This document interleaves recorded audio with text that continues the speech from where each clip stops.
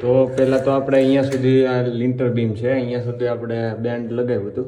હવે આને આપણે ઉપર સ્લેબમાં આવી રીતે બ્રેકરથી તોડી અને આપણે એને હવે વાયરિંગથી આવી રીતે ઉપર લઈ જવાના છે. તો પહેલાં આપણે બ્રેકરથી તોડવું જોઈશે, પછી આપણે એકનો સાંધો કરવાનો છે, એકના પાઇપનો આનીમાં છે પોણાનો, અને આપણે ઉપર ખૂણામાં બેન્ડ લગાવી અને આપણે વાયર આવી રીતે ઉપર લગાવી દેવાના છે.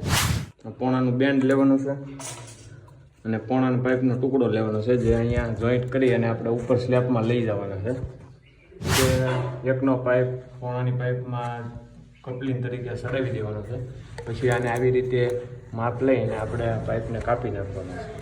માપનો પાઇપ આપણે કાપી નાખ્યો છે. આવી રીતે આમાં ચડાવી દેવાનો છે.